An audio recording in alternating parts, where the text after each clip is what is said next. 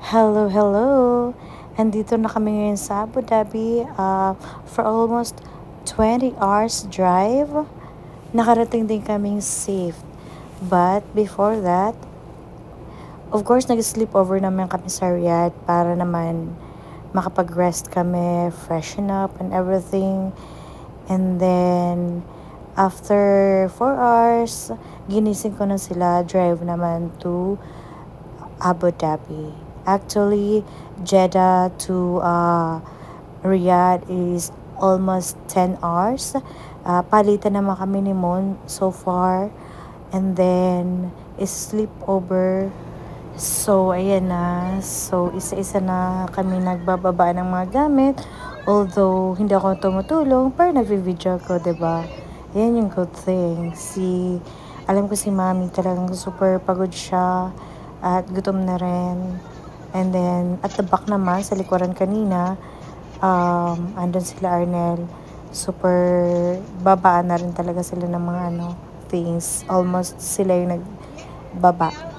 So, ako, pa-video-video lang, And then, sa mga compartment nito, tinanggal ko na rin yung mga trash para naman may konting tulong. So, ayun. While waiting for pamangkin ni Mami Aida, nandito lang muna kami kasi si Mon nag-check-in pa naman ng hotel namin. Bale, 2 room yung kinuha namin. Isa sa amin, family, at sa kanila rin. So, ayan. Actually, nakaano na kami kay may susi na. Actually, yung mga susi, nagbabaliktad pa nga kami dyan kasi minsan yung susi nila nakukuha namin. Ayan. So, super worth it din yung biyahe namin kasi talagang si Sunshine andyan para sa amin. At saka, hindi niya kami iniwan sa ere. Kumbaga, hindi kami naubusan ng gas, hindi kami nasiraan ng gulong. Super, siya. Tapos, lahat ng mga gamit namin, tingnan nyo naman. Super, super, ang dami niya. Actually, marami pa doon sa, kaya lang, naka-vacuum naman siya. So, ayan. We are almost tired and hungry. So, ayan. Pa-konti-konti binababa yung mga gamit.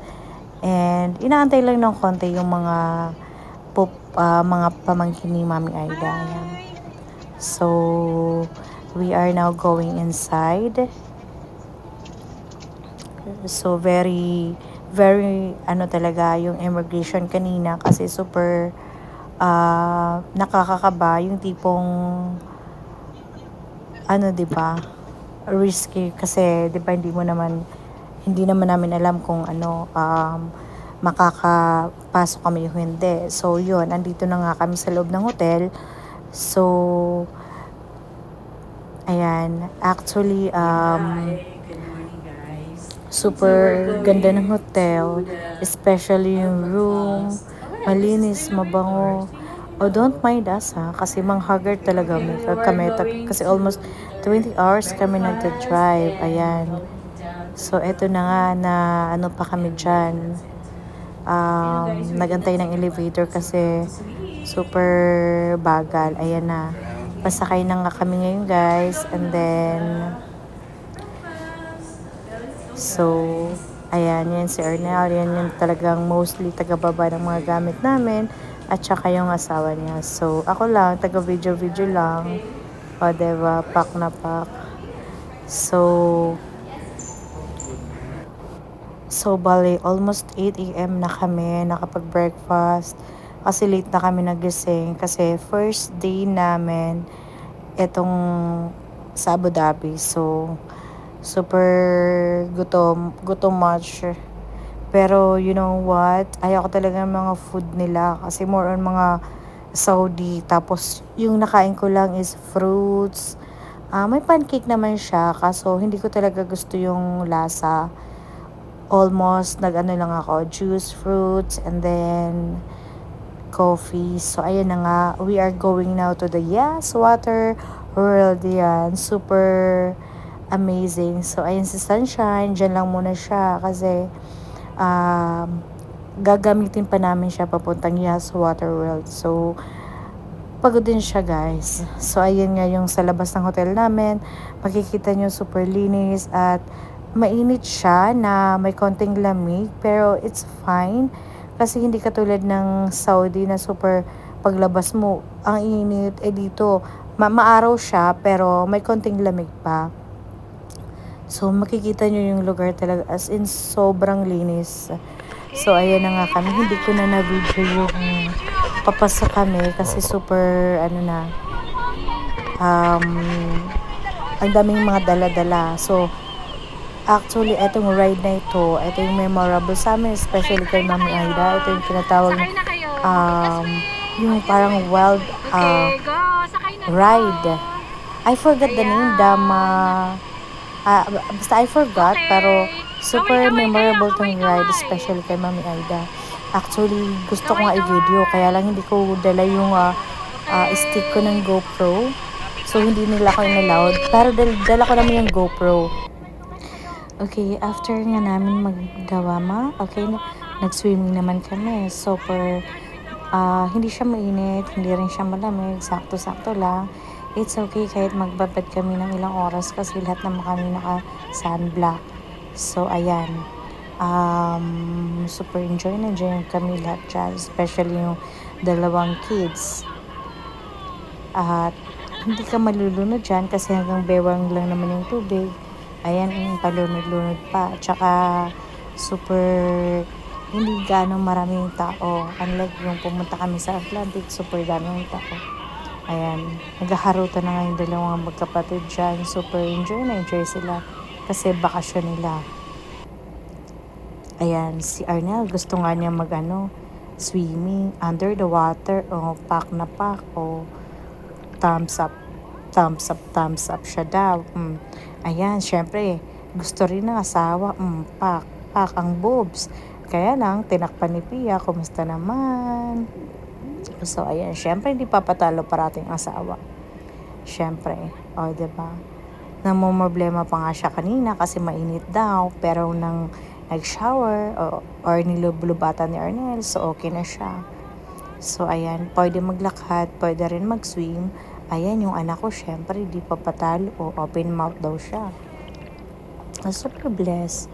Ayan, syempre, dalawa na, pack na pack. Boobs kong boobs. So, ayan na nga.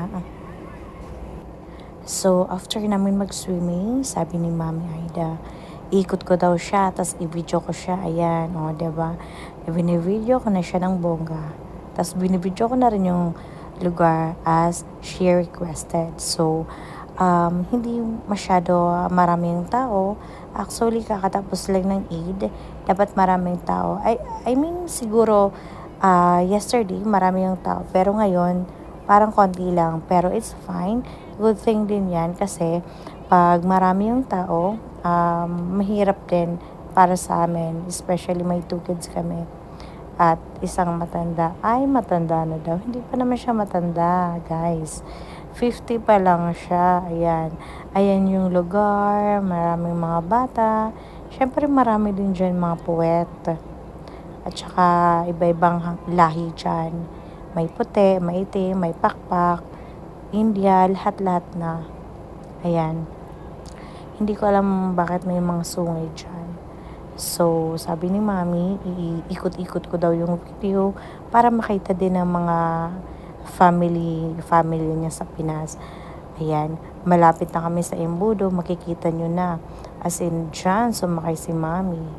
Super shock siya kasi hindi niya alam na yan pala yung sasakyan niya. At ang leader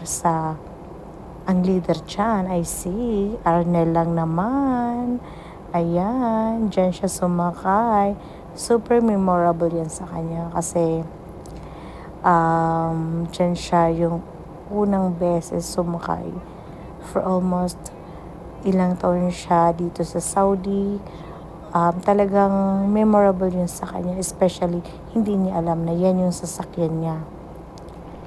So, naglalakad pa rin kami kasi medyo malawak tong resort na ito. Hindi siya super init. May araw lang siya pero yung hangin niya is malamig. Buti na lang kokonti lang talaga yung mga tao at saka At saka hindi siya gaano crowded kasi yung dati kasi na pumunta kami pero sa Atlantic naman yun super crowded. So ayan. Si ano nga dyan, yung mga bata nasa kiddie area. Kasi may pambata, may pangmatanda. Tapos yung dalawang couple, I think nagpapahinga muna sila sa hideout namin kasi syempre napagod din. At wala pa kaming dalang tubig dyan. Buti na lang, may nakita kami na may free water siya. Yung parang gripo siya. Tapos yung mouth mo, ilalagay mo para makainom ka. At buti na lang talaga nakita namin yun kasi super mahal dito yung mga bilihin. Inikot talaga namin ni Mami yung resort nito. Gusto namin, gusto niya din makita yung lugar. Para kasi nga, para memory ba, yung ganon. Tapos, video niya din. Habang video ko siya, o diba? Suwabe. Kita niyo naman ang suot. Pang teenager lang. O diba? Pak na pak. So, ayan nga yung niya. Front. Ayan naman yung back. So, good thing talaga na wala masyadong ganong tao. At saka, hindi kami sinisiksik dyan. Sa likuran nga namin, nandun na naman yung embudo. Kumusta naman?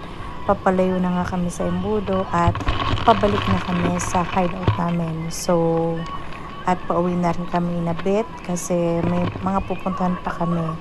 Pupunta pa kami ng Ferrari, although nakapunta na ako, pero sasamahan namin sila. Ano lang yun, sa loob lang yun ng mall. At saka maglalakad lang ng konti. So, andito na nga kami sa hideout. Buti na lang talaga at nakita namin tong hideout. May konti siyang